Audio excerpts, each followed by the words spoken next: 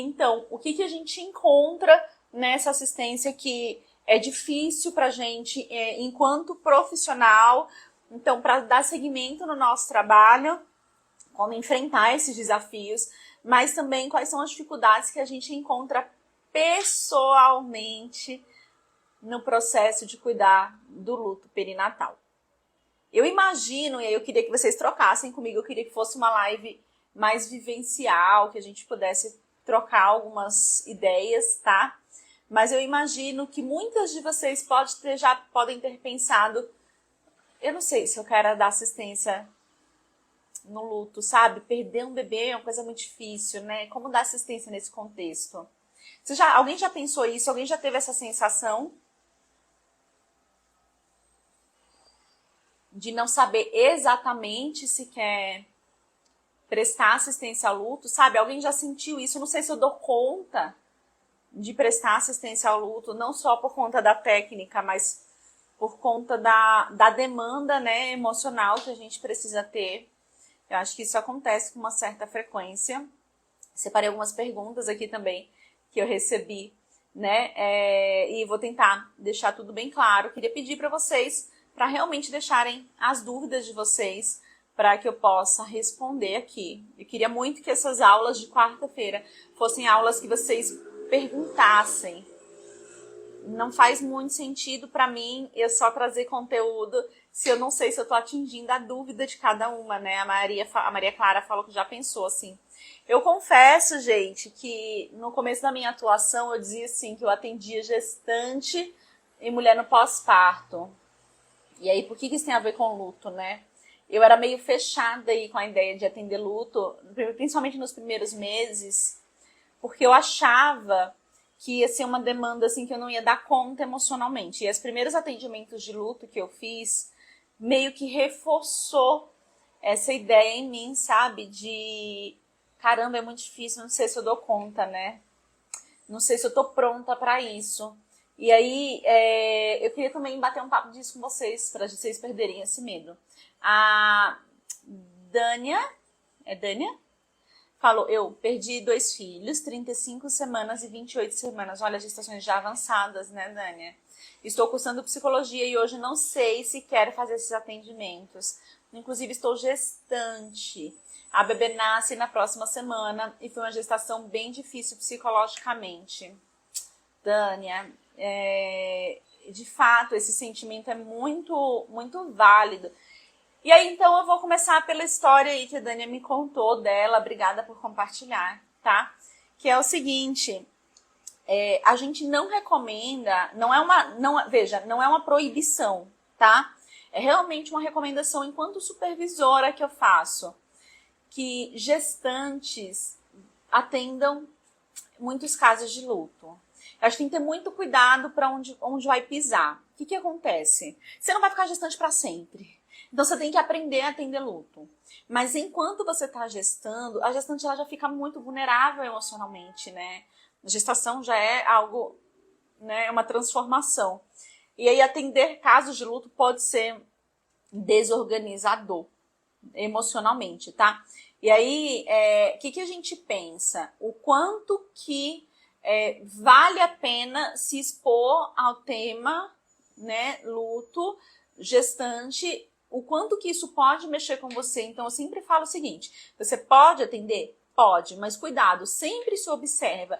Será que eu vou dormir pensando, e se meu bebê morrer?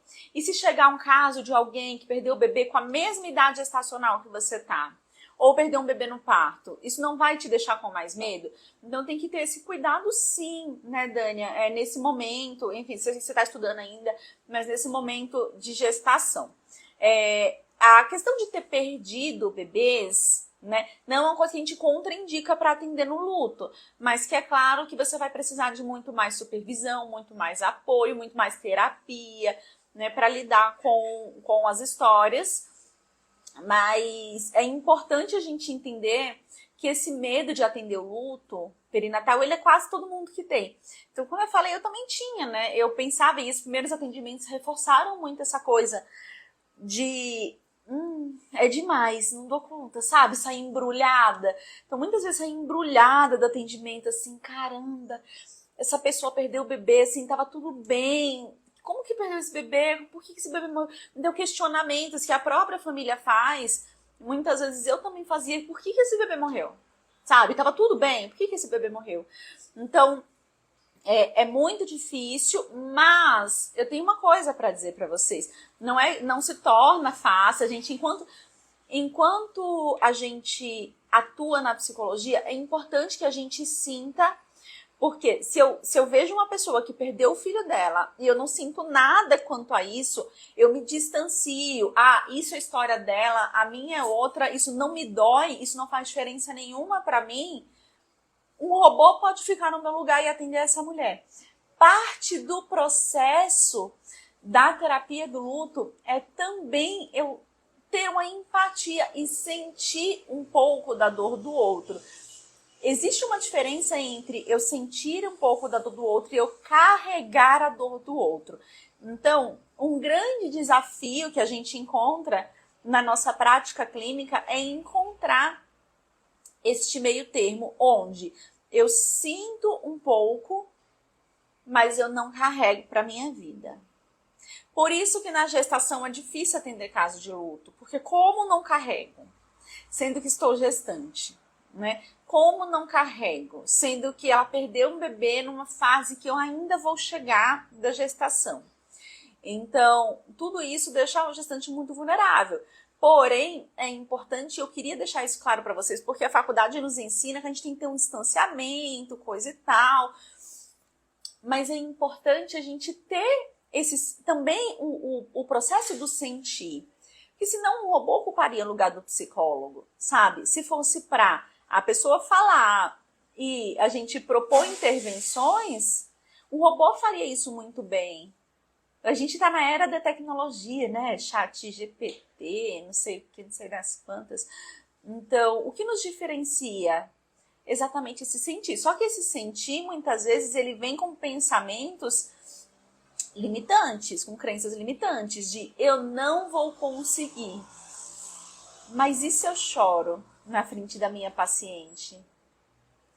E se ela me conta como foi a perda do filho, como foi o enterro, o velório deste bebê, e eu choro, o que eu faço? Né? Esse é um desafio que a gente tem, a gente se sente mobilizado, sim, mas que isso não pode ser limitante.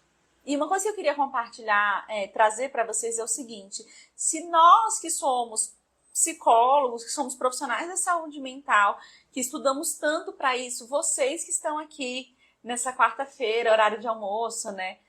Nós não vamos atender essa mulher, nós não vamos atender esse casal. Onde é que essa pessoa vai encontrar suporte? Onde é que essa pessoa vai encontrar ajuda? Porque no psicólogo, o psicólogo não quer atender. Ou não está preparado, sabe? Onde é que eu encontro? Se eu perco um bebê e eu preciso de suporte psicológico, eu busco a quem? Acho que isso é uma coisa interessante da gente refletir. Então, o nosso medo, isso foi uma coisa que me fez tentar enfrentar o meu medo inicial, meus pensamentos iniciais do eu não dou conta, eu não consigo, é demais pra mim. E aí teve uma hora que me deu um estalo que eu pensei assim, tá, mas se não eu, quem que vai fazer? Porque eu sou psicóloga, eu estudo isso, eu trabalho com perinatalidade. Se não for eu, no fim das contas, quem é que vai atender essa mulher? E aí isso fez eu mudar um pouco de posicionamento quanto a isso. Gente, faz sentido pra vocês? Me conta aqui assim, se tá fazendo sentido ou se não tá fazendo sentido, né? Tá fazendo sentido pra vocês aí? E aí,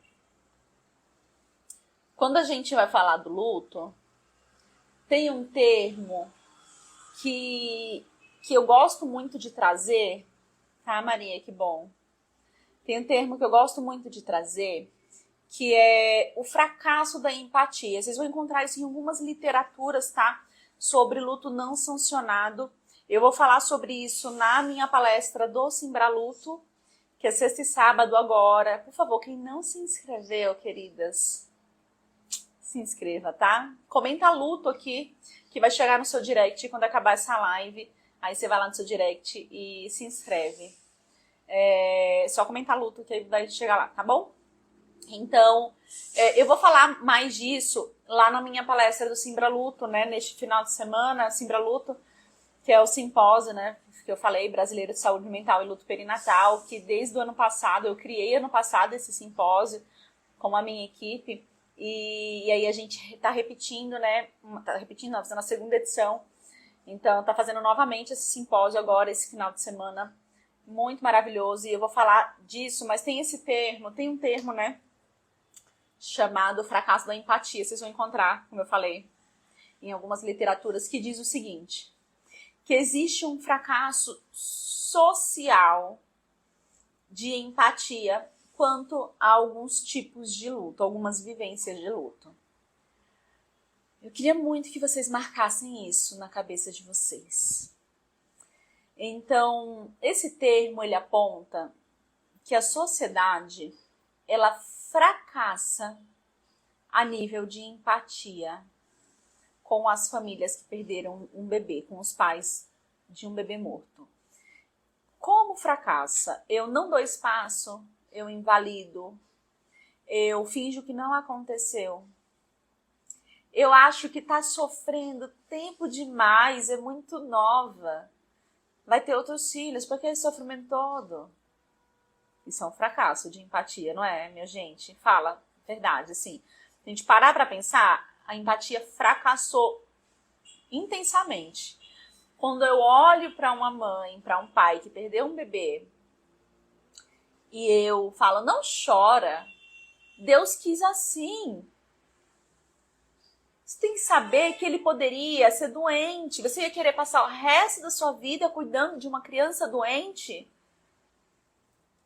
É óbvio que a empatia fracassou, que faltou empatia nesse contexto. E por que eu estou trazendo para vocês sobre o fracasso da empatia? Porque é justamente esse fracasso, esse não olhar de uma forma empática para esses pais, que vai trazer algumas complicações no processo do luto. Então, vai tornar esse luto não sancionado. Esse luto, ele não tem espaço na sociedade. Ontem, eu estava atendendo, né? Eu atendo, tá, gente? Eu sei que tem gente aqui que acha que não atendo, né? Porque eu só dou aula. Mas eu atendo, tá? Inclusive hoje eu atenderei. Ontem eu estava atendendo, ontem à noite, uma paciente que perdeu um bebê. E aí essa paciente me trouxe assim, que estava muito chateada porque uma pessoa muito próxima não validou a existência do bebê dela, que morreu ainda na barriga. Então, quando alguém perguntou se ela tinha filhos, essa outra pessoa foi lá e falou que queria muito que ela tivesse filhos. Né? Algo do tipo, tá? Não vou falar exatamente, porque vai ficar claro quem é a pessoa. Então, queria muito que ela tivesse filhos. E na hora, ela ficou muito chateada, porque ela falou assim, mas eu já tenho um filho, fulano. Né? Você esqueceu? Então, essa falta de noção de que aquela mãe, aquele pai tem um bebê, de validar a existência desse bebê.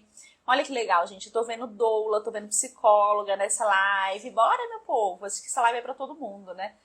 Então, a falta dessa empatia de que essa pessoa já tem esse filho ele simplesmente não está aqui com a gente. Não tem um bebê em casa, sabe? Mas esse filho existiu. Isso é fundamental. E aí, justamente a falta disso torna esse luto não sancionado, porque eu não posso chorar, porque se eu não tenho... Eu tô chorando pelo quê? Sabe? Eu tô chorando pelo quê, exatamente? Eu não posso dizer que eu sou mãe, porque mãe tem tarefas de mãe. Eu não tenho. Uma paciente uma vez me disse, eu sei que as pessoas dizem, algumas pessoas dizem que, mas você é mãe. mas eu não troco fralda. Eu não fico acordada de madrugada. Sabe, mães têm tarefas socialmente entendidas como tarefas de mãe. E aí, eu não fiz nada disso. Então, invalida o luto. Eu não posso dizer para as pessoas que eu tenho um filho, porque as pessoas vão perguntar, e aí, quando elas perguntarem, eu vou dizer que morreu, e aí elas vão ficar constrangidas, e elas vão mudar de assunto, que é assim que acontece, né? A pessoa pergunta e fica constrangida e muda de assunto. Ai, tá bom, não, você vai ficar bem. Você é muito nova. Então, esse não reconhecimento deste luto, esse não franqueamento deste luto, ele pode tornar este luto muito mais complicado, muito mais difícil do que o usual. E é justamente essa a nossa maior tarefa, o nosso maior desafio na assistência ao luto. Então, quando a gente vai prestar assistência ao luto, eu sei que a gente fica angustiado se eu vou dar conta, se eu não vou dar conta, se eu vou chorar, se eu não vou chorar. Mas não é isso que vai fazer o teu trabalho com o luto ser um trabalho bom ou ruim. Então, é claro, gente, que é um tema sensível. É claro que eu não vou me esborrar de chorar, me jogar no choro na frente de uma paciente. Mas é óbvio também que já aconteceram situações em que eu me emocionei com a paciente. Já aconteceu uma situação em que eu acompanhei a paciente pós-perda, no começo de uma gestação, ela engravidou novamente, a gente passou um pré-natal psicológico inteiro juntos, e o bebê estava tudo bem, a gestante bem, o bebê bem, risco habitual, nenhum problema, pessoa saudável, jovem, e o bebê morreu no parto.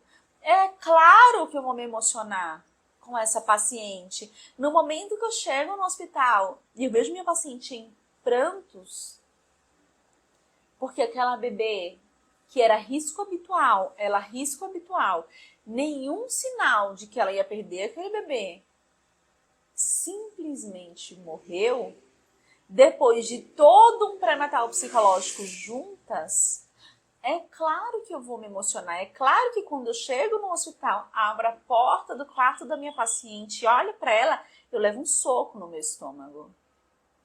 Mas isso não é ruim. Eu sou um ser humano.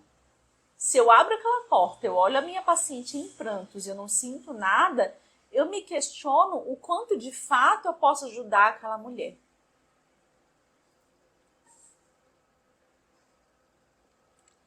E aí tem uma outra questão. Você pode até não querer ser uma psicóloga obstétrica, perinatal, com foco em luto. Mas tem uma coisa que você jamais vai negar. Você precisa aprender sobre luto.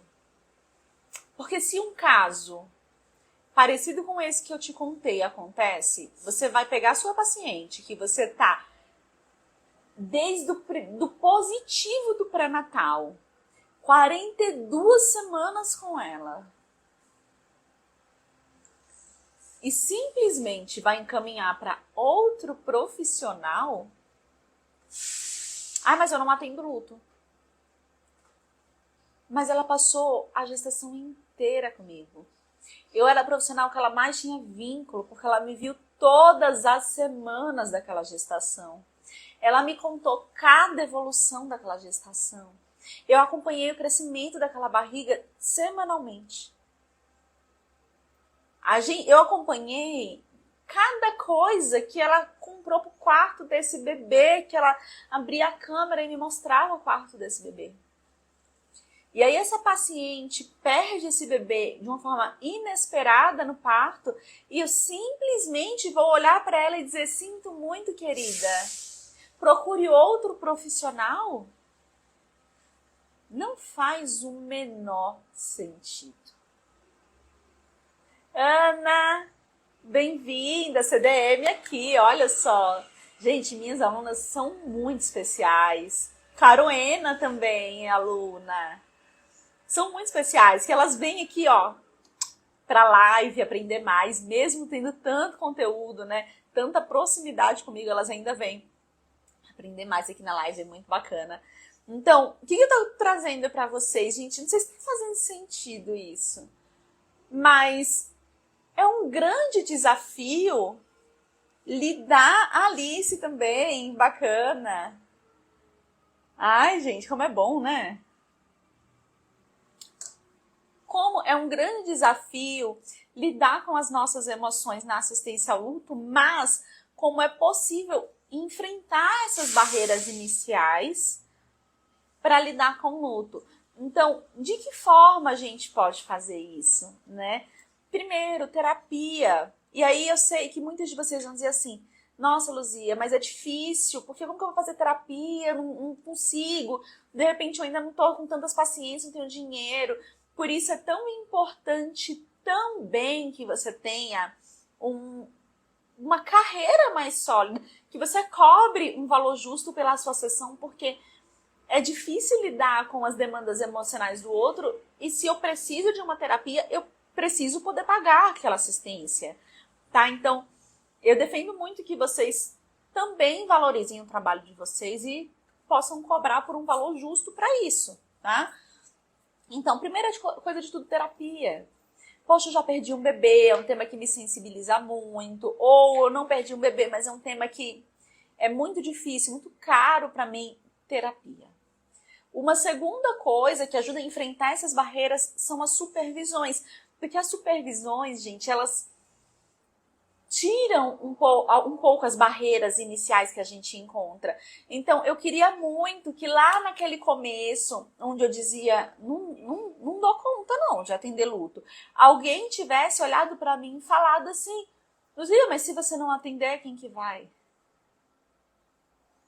Eu queria muito que naquele momento em que eu pensava coisas do tipo, mas e se eu chorar? Alguém tivesse olhado para mim e tivesse falado isso que eu tô falando para você. Mas você é um ser humano e tudo bem se de repente você se emocionar. Se não, é melhor um robô fazer o seu trabalho. E aí eu teria menos medo de começar. Eu queria muito que alguém tivesse olhado para mim e falado, o seu maior trabalho não é ficar passando tarefa, ritual. O seu maior trabalho é dar espaço para essa vivência desse luto. É validar a existência dessa criança. E aí a gente valida a existência dessa criança perguntando o nome da criança. Porque você não é a Maria que perdeu um bebê. Você é a Maria que perdeu o Pedrinho. Você não é a Maria que tem um natimorto. Você é a Maria que perdeu o Joãozinho. Isso valida o luto da pessoa. E quando eu perguntar, como é que foi? Me conta. Perguntar, Maria, como João morreu? Você consegue me dizer? Isso valida que essa criança existiu ali naquela família, morreu, mas mantém a memória. Então, tudo isso faz parte do nosso trabalho. E eu lembro que no começo eu tinha um desafio, assim, uma dificuldade muito grande, porque coisas que já me perguntaram, inclusive, e eu respondo muito abertamente aqui, foram coisas que eu também vivi, né? E aí eu lembro que no começo eu tinha assim, ai, mas nossa, eu vou perguntar se ela foi no enterro. Imagina. Não, mas eu vou perguntar se ela deu as coisas do quarto do bebê ou se ela deixou lá. Não, vai mexer, sabe? E, gente, a mãe, ela sente que quando você pergunta isso, é um espaço, graças a Deus alguém perguntou isso pra mim. Sabe? Ninguém pergunta. E aí quando eu olho, eu falo, Maria, mas teve enterro? Deu para ter enterro? Aí ela vai dizer, deu. E você foi, Maria? Como é que foi isso? Não fui. Ou fui.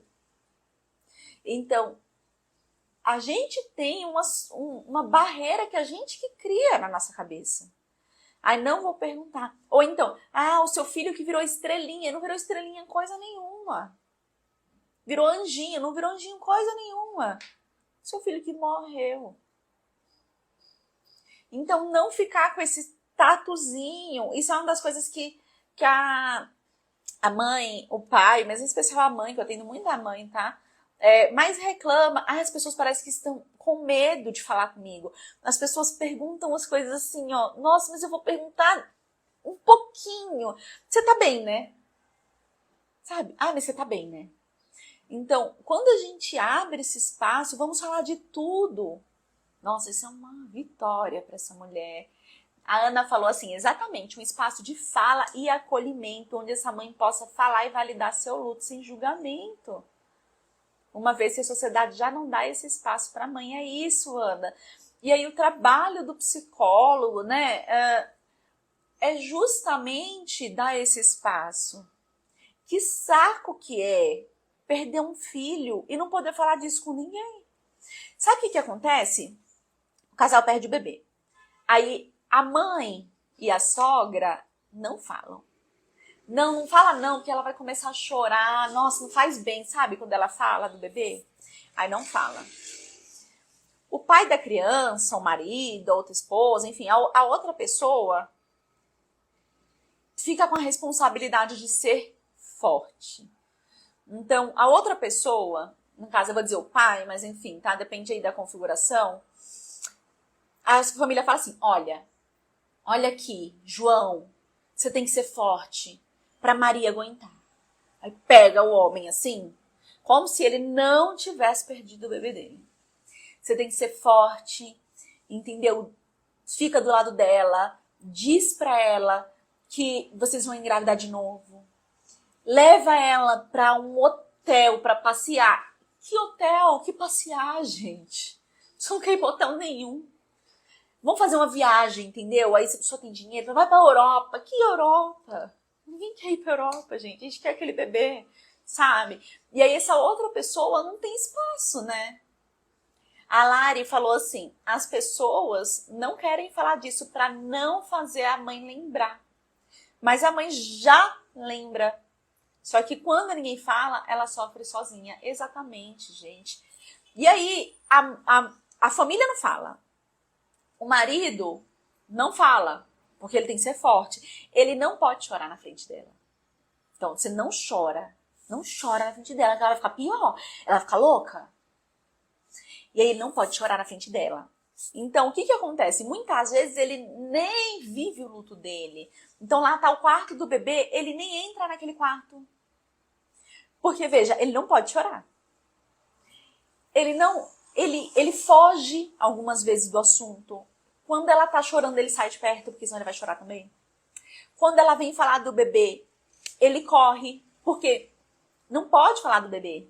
Senão eu fico mal, e se eu ficar mal, ela fica mal, e é minha responsabilidade, que eu sou o homem, aquela coisa. Gente, no final das contas, você fez a conta aí? Ela vai falar com quem? Todo mundo acha que se falar vai sofrer.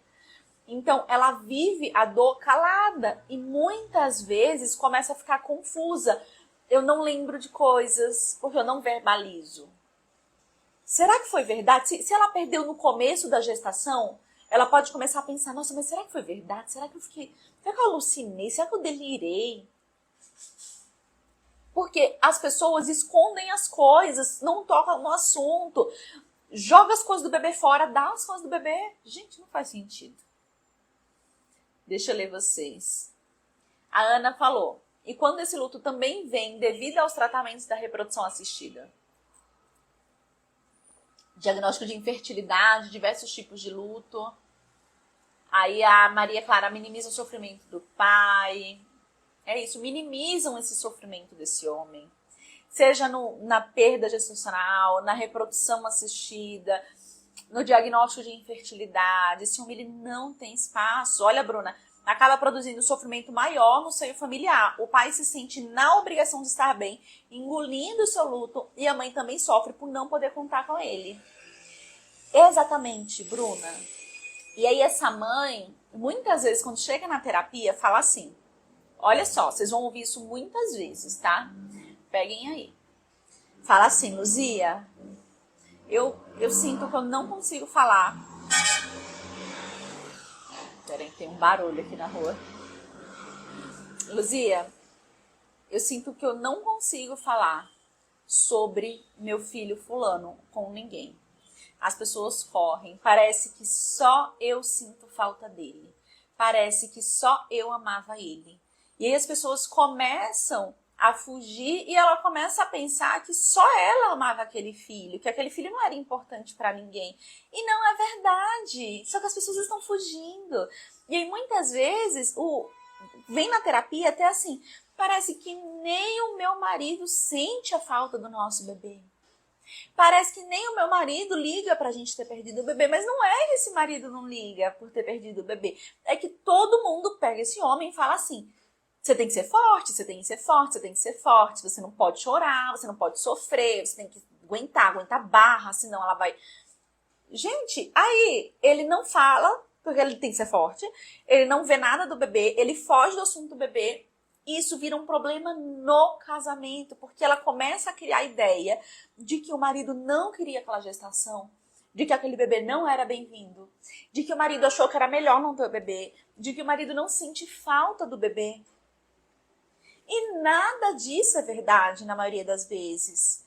O que acontece na maior parte das vezes é o pai tá fingindo ser forte, ele tá fugindo das situações que vão mexer com ele, que vão ativar ali o luto dele, porque ele tem que, entre milhões de aspas, né, por conta da sociedade, que diz ser forte o tempo todo, o cara não pode chorar. Se eu não posso chorar pro meu filho que morreu na barriga ou fora da barriga, eu não posso falar desse filho, porque se eu falar desse filho eu vou chorar, é óbvio, né? Não tem outra conta. Então, vocês entendem que parte do processo da gente terapêutico, uma grande tarefa é dar espaço para essas pessoas vivenciarem. Vamos falar assim, como é que foi, quando foi, tinha nome? O que aconteceu? Deu para fazer enterro? Não deu? Vocês fizeram alguma coisa? Ah, é católico, fez uma missa do 7º dia? Ah, não é, acendeu uma vela? Não, eu sou de outra religião e na minha religião a gente tem um ritual específico. E aí, fez esse ritual? Vocês fizeram um ritual? Batizou? Não sei, sabe? O que vocês fizeram? E aí, muitas vezes a resposta é: a gente não fez nada. Não fez nada, porque todo mundo seguiu no caminho do bora, bora, bora, bora, levanta a cabeça e segue. Você daqui a pouco vai ter outro filho. Aí a gente não fez nada. E esse luto, ele vai sendo atropelado, não é vivenciado, e lá na frente ele volta. Eu não sei se vocês conhecem alguém, mas eu acho que sim, todo mundo conhece alguém que viveu isso. Sabe, uma senhora que perdeu um bebê lá, nova, há muitos anos, e ainda sofre. E sofre, mas não sofre assim, eu lembro que eu perdi um filho, mas sofre assim, caramba, eu não tive espaço. O luto, ele vai sendo estendido, sabe? O luto, ele não acaba, gente. Mas as reações desadaptativas vão sendo prorrogadas. E é o nosso papel enquanto sociedade dar espaço para essa vivência do luto. Sabe, finados, aí todo mundo vai no cemitério levar a flor para a mãe, para o pai, para os padrinhos, para os tios, para os avós. Mas o pai e a mãe não têm direito de ir lá levar uma flor para um bebê. Todo mundo, quando perde alguém adulto, tem alguém, as pessoas vão dizer assim: olha, que você fique confortável, que o seu coração fique em paz. Com a mãe que perde o filho, as pessoas dizem assim: mas foi melhor assim. Ele ia vir doente. A natureza é sábia. A natureza é sábia. A natureza é sábia é o pior argumento de todos. A Andréia falou: Andréia, que bom você aqui, querida. Não sou tão senhora, você não é nada senhora, tá, Andréia? Mas está aqui uma mãe que passou por tudo isso. Um abraço para você, querida. Andréia, a gente caminha juntas, né, nessa jornada. E aí, como é importante a gente dar espaço para essas vivências, né? E uma outra coisa, gente, que se pode ter 10, 15 filhos. Ninguém vai esquecer um filho que perdeu, sabe, que morreu. Ninguém vai esquecer uma perda. Eu vou contar uma coisa para vocês. Meu avô, ele vai fazer 94 anos. Ele tem 93 anos, mas ele faz em janeiro, né? Então ele vai fazer 94 anos. Ele é bem idosinho, né? Meu avô teve 7 filhos. 4 meninas e 3 meninos, né? Uma menina morreu muito bebê ainda, tá? De colo. Não sei exatamente quanto tempo. Gente, meu avô tem 94 anos. Isso tem quantos anos? Tem aí pelo menos uns 50 anos, né? Tem aí em média 50 anos. Na verdade, ele não foi pai muito cedo. Minha família é uma família relativamente jovem, apesar do meu avô ter 94 anos. Então, tem aí uns 50 anos, vamos dizer assim. Ele ainda lembra que perdeu essa filha. Ele tem 6 filhos vivos. 3 homens e 3 mulheres. Ele tem não sei quantos netos, não sei, tem que parar para contar qualquer dia. Não sei quantos netos. E aí, ano passado, quando a gente mudou de volta para cá, quando eu mudei de volta para São Paulo, ele não conhecia meu marido, né? Que meu marido é de Pernambuco, não tinha vindo aqui. E aí eu fui lá, né, com meu marido para ele conhecer meu esposo. E aí ele conversando, que ele gosta de contar muitas histórias, ele falou: eu tive 7 filhos, fulano, fulano, fulana, fulana, que morreu quando era bebê, Beltrano, Beltrano, Beltrano. Ele falou dos 7 filhos e contou que essa bebê morreu. Gente, isso tem uns 50 anos. Veja, não é que meu avô fica chorando durante os dias por conta dessa bebê, mas ele jamais vai esquecer que ele perdeu aquela filha. Mesmo aos 94 anos, que seria bem ok se ele tivesse esquecido, não é? Então, falar, olha, vai passar, daqui a pouco você nem vai lembrar quando você tiver outro filho. Não vai lembrar, mas eu não quero esquecer do meu filho, né? A Andréia, uma frase que ela ouviu da enfermeira: o importante é que o vaso está bom. Meu Deus, que fala doída. Andréia, que vaso bom, né? Pensar assim, não quero vaso bom. O vaso até poderia estar ruim se eu tivesse esse filho no colo. Então, gente, não tem trocas. Não tem trocas. Olha, mas pelo menos você tá nova, você pode ter outro filho, mas pelo menos você já tem um filho, mas pelo menos o vaso tá bom, mas pelo menos não sei o quê. Pelo menos nada, eu não quero nada, sabe? Eu não quero viajar, eu não quero mais dinheiro, eu não quero a casa nova, eu não quero mais filhos. Eu queria este filho que eu sonhei, que eu planejei, que no positivo eu pensei se vai ser menina, se vai ser menino, qual que vai ser o nome, qual a escola que vai estudar, qual que é a faculdade que meu filho vai fazer. Lá no positivo a pessoa já pensou isso. Se eu sou da igreja, levando para a igreja, se eu sou, sabe? Pensei em várias coisas com esse filho não tá aqui, eu não quero depois outras. Mesmo que depois eu tenha outros e queira estes filhos. Mas na hora que eu perdi esse filho, eu não tô pensando no que eu vou ter lá na frente, eu tô pensando nesse. E como é um desafio para nós deixar isso claro para a sociedade. Porque parte do processo da assistência ao luto não é a terapia. Muitos nem vão chegar na terapia e muitos nem vão precisar da terapia. Se a sociedade simplesmente validasse este luto, muitos nem precisariam chegar no processo terapêutico por uma complicação. Porque o luto, para a maioria das pessoas, gente, isso já é científico, tá? Para a maioria das pessoas, ele se resolve. As pessoas não é a maioria das pessoas em luto que vão complicar o luto. Pelo contrário, a maioria vai viver um luto saudável, com dor, com choro, com saudade, mas saudável. Mas a complicação, ela vem também de um despreparo da sociedade, dos profissionais de saúde. Não é à toa que a gente criou o Simbraluto. E sendo bem sincera para vocês, eu criei o Simbraluto depois de ter vivido uma experiência muito difícil com uma paciente que perdeu o bebê no parto. Eu não estava neste parto. E ela estava num hospital muito bom, muito conhecido na região, o melhor hospital da região. E nenhum psicólogo passou para dar assistência. Sabe o que fizeram com essa paciente? Sedaram ela. Quando eu cheguei lá, ela estava acordando da sedação.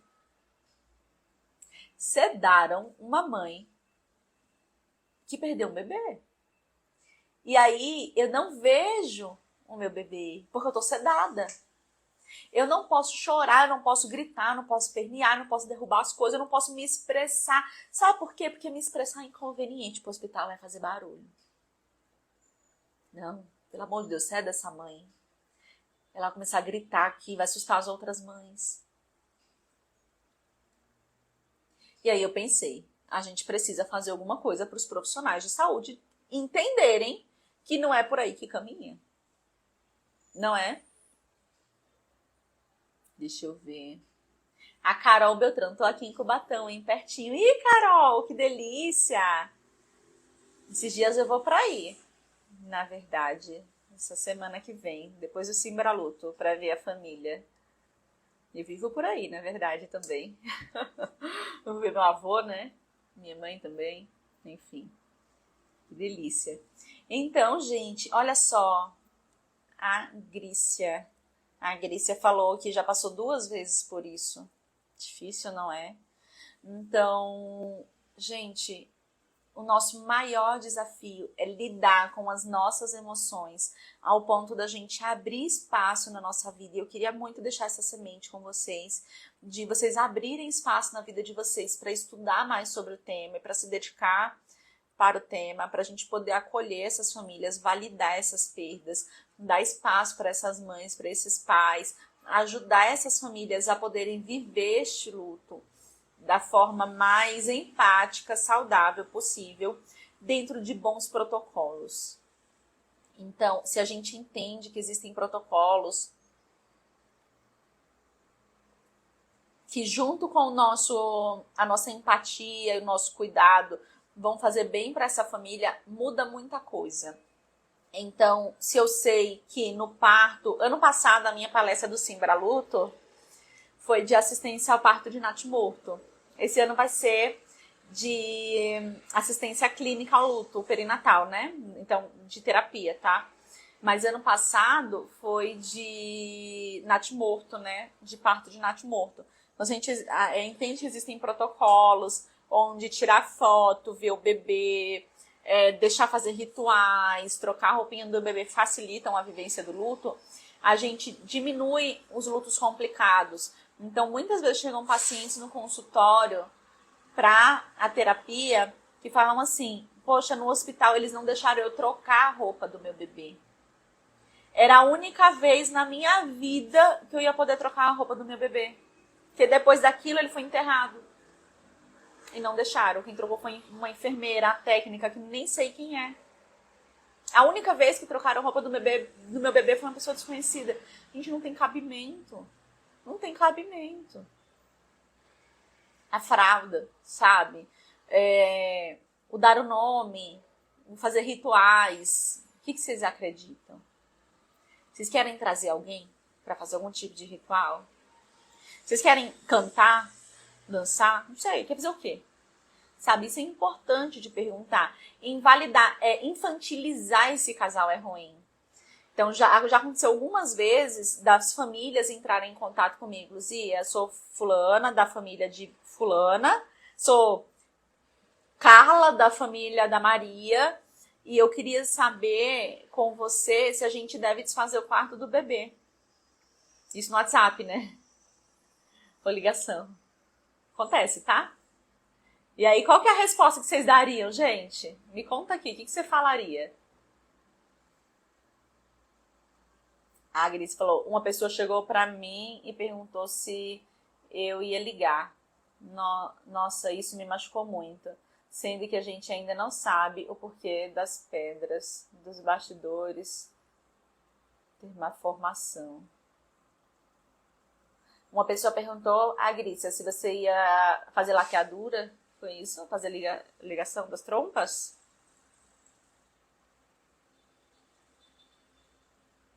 Gente, vou falar desse caso, né?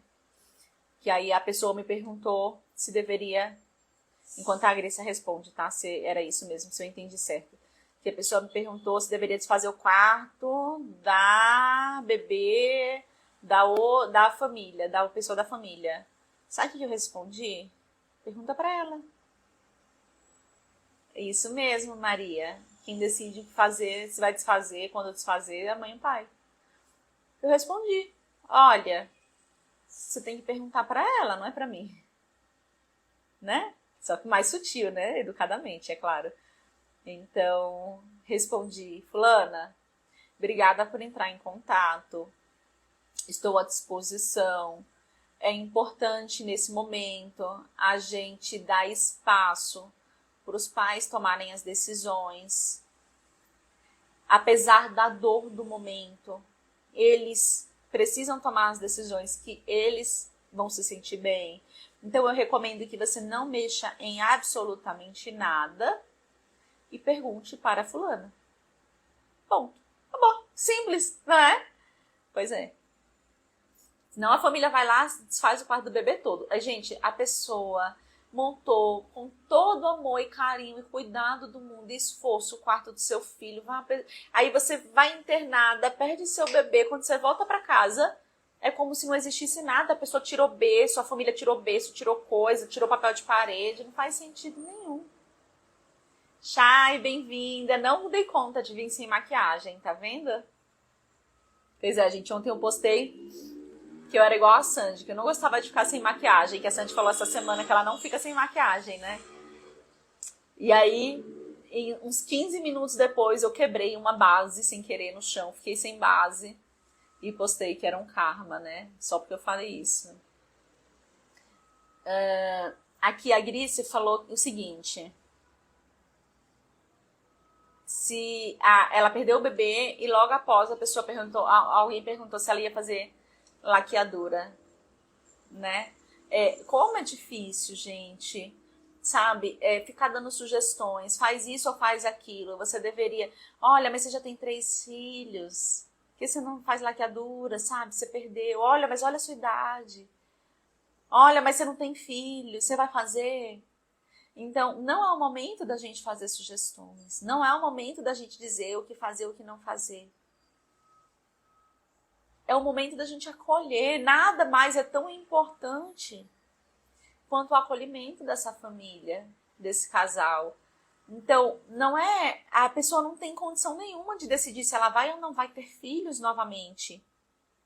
Ela só precisa ser acolhida, entende? Então, como é importante a gente prestar essa assistência adequadamente. Então, eu queria dizer para vocês que vão para o Simbraluto fim de semana. Gente, assim, tá muito especial, muito, muito. A gente vai ter Grupo Colcha. Vocês conhecem o Grupo Colcha? Faz um trabalho lindo, lindo, lindo, lindo, maravilhoso. De fotografia. Então, o Grupo Colcha falando da importância da fotografia no parto de natimorto. Vai ter eu, né? Claro que eu não ia organizar o simpósio, não ia dar uma palestra. Vai ter eu, né, falando da assistência psicológica em clínica, né, no luto perinatal. Nós vamos ter a Camille falando do luto do profissional de saúde, e aí vamos voltar lá naquilo que a gente estava falando no começo da live, das nossas emoções. Gente, comenta que luto, tá? Para se inscrever. A gente vai ter... Mas vai ser online, Emily. Vai ser totalmente online, tá? Comenta luto e se inscreve. Vai ser 100% online, fica 30 dias gravado, inclusive. Então, se você não pode assistir na sexta-noite e no sábado de dia, que são os 2 dias ao vivo, você pode assistir a gravação do dia que a gente disponibilizar até 30 dias depois, tá? E tem o certificado do mesmo jeito, não tem nenhuma mudança. Então a gente vai ter Luto na Infertilidade com a Camila Gaspar. A gente vai ter muita palestra legal, muita palestra legal, né? E assim, muita coisa maravilhosa, protocolos, coisas assim incríveis que vão fazer realmente a gente ter uma mudança nessa assistência, né? Vamos ter a Lisa Pena falando de suicídio pós-perda, né? Então, muitas vezes essas mães ficam com pensamentos intrusivos de é melhor morrer porque aí eu encontro com meu filho. Era melhor que eu morresse porque aí eu posso ficar junto dele. Então vamos ter palestra, né, da Lisa, que é psiquiatra, falando de suicídio, tá? Nós vamos ter... Nossa, vai ter muita coisa bacana aqui, ó. Vou ficar, né, falando as palestras. Então, eu indico que quem não se inscreveu, se inscreva. Por nada, Maria. Ai, gente, como é bom, né? A gente fazer essa troca todas as quartas. Então, se inscreve, vai lá, vai ser muito bom, tá? Se puder assistir ao vivo, assiste, se não assiste gravado. Vem para as aulas na quarta com essa animação que vocês vieram, comentando, perguntando, que eu gosto mais. Encaminhem as aulas de quarta, as lives de quarta, gente, para outros profissionais. Isso ajuda muito a gente. Vocês não têm ideia como ajuda, assim. Às vezes é só pegar aqui, tem uma setinha, mandar, falar assim, olha, essa live aqui vai acontecer agora, vamos assistir, né? Então isso ajuda muito a gente a alcançar mais pessoas. Pensa, se a gente tivesse aqui 1000 profissionais da assistência assistindo essa live agora, quantas famílias teriam uma postura diferente? Teriam uma assistência diferente, uma postura do profissional diferente? Se cada profissional der assistência para 10 pessoas, que não é nada, né? Já seria uma grande mudança, 10.000 famílias, né? Então, a gente precisa encaminhar mais as lives, as aulas, tá? Conto com vocês quanto a isso. A Carla falou, muito obrigada pela excelente explanação. Você, como sempre, maravilhosa. Faço plantão numa maternidade, seu conteúdo tem me ajudado muito. Que delícia. Olha só, é isso, Carla. Manda para os outros profissionais da maternidade, né? Que aí, de repente, olha, você dá plantão em maternidade, você atende várias pessoas. Essas várias pessoas já têm a vida, né, tocada de uma forma diferente. A gente tem essa missão também de levar conhecimento. E aí, se os seus colegas também atenderem várias pessoas de uma forma diferente, mais humanizada, é muito interessante, né? Porque a gente vai ter ali uma mudança real. Então, não basta eu estudar, eu colocar na prática e trazer o conhecimento para vocês. Eu preciso da ajuda de vocês para levar o conhecimento para outras pessoas, né? Então, a gente é muito pequenininho no mundo, é um grãozinho ali de mostarda. Mas vários grãozinhos de mostarda, né? Já é uma outra coisa. Então, conto com vocês. Espero vocês lá no Simbra Luto, sexta-feira. Minha palestra já está pronta, só estou organizando, editando lá os detalhes. E eu tenho certeza que vai ser muito rica, né? Muito transformadora, que a gente vai poder transformar a vida de muitas famílias que vivenciam um luto, estão sem assistência adequada. E a gente vai chegar com a nossa assistência, com o nosso carinho, com o nosso amor, com a nossa dedicação e humanidade e técnica, ciência, e vai fazer diferença, tá bom? Um beijo, meu povo. Tchau, tchau.